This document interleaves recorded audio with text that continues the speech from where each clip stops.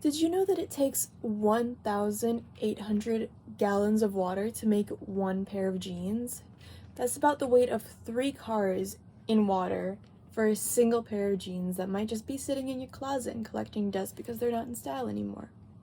There's a huge problem with mass production in the clothing industry that needs to be addressed. I am by no means trying to shame you for buying clothes outside of the absolute necessity, but how do we decrease the amount of global damage the textile industry causes when clothes are very much a necessity and a large part of social tradition worldwide? This is where secondhand shopping comes in. My name is Eva, and I'd like to convince you to go thrift shopping next time you need a new addition to your wardrobe. Thrifting is the act of buying pre-owned items, oftentimes for a cheaper price than what the brand new version would have cost. While the financial element is definitely enticing, the act of buying something that was already on the planet is largely beneficial to the environment as well. The problem with buying directly from large companies, aside from the outsourced labor they use, which exploits workers in countries that with less regulated labor practices, is the environmental detriment. Astronomical amounts of natural resources, such as water and land, get poured into the process of growing materials and producing this clothing, much of which can't be recycled. Thousands of gallons of toxic dye get dumped into the ocean on a daily basis, and these toxins can't be filtered out. 16 million tons of textile is thrown out in the United States alone. And what comes of this? The low cost of fast fashion, combined with internet trend cycles that don't last more than a few months, lead to more and more clothes being thrown out than ever. 16 million. Clothing is also commonly made out of polyester, which is essentially just plastic and takes hundreds of years to decompose after it inevitably ends up in a landfill. An article from the Princeton Student Climate Initiative states, the fashion industry is currently responsible for more annual carbon emissions than all international flights and maritime shipping combined.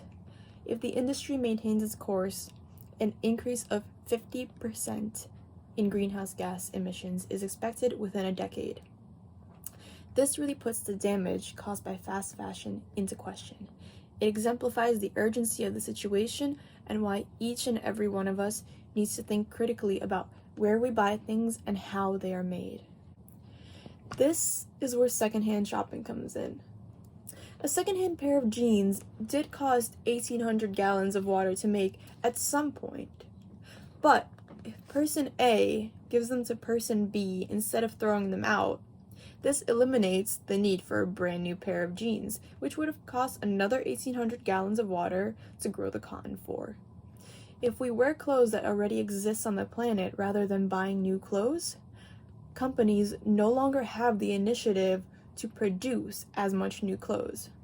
When I first found out about the detriment of the fashion industry, it almost felt like a personal attack. I am very passionate about fashion, and I feel like it's its own entire genre of art and a prevalent form of non-verbal communication. Is giving up my sense of self-expression and only wearing the absolute necessities the only way to be sustainable? Well, it's not.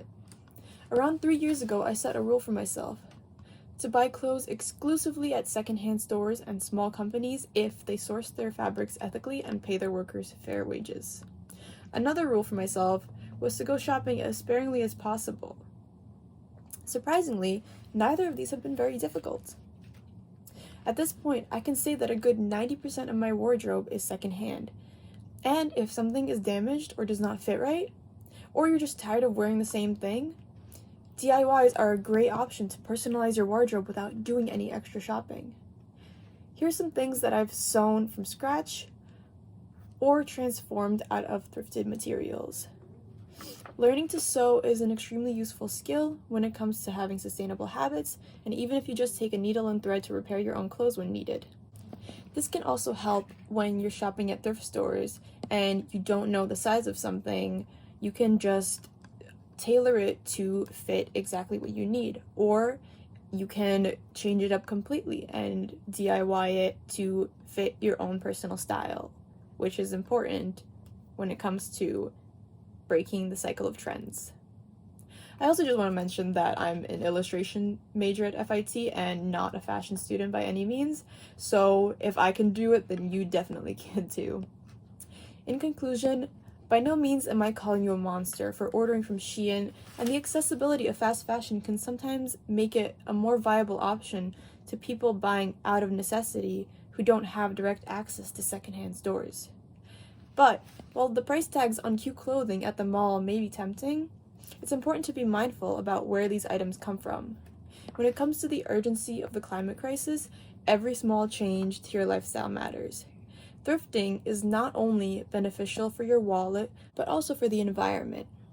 And best of all, you never know what you're going to get. Thank you.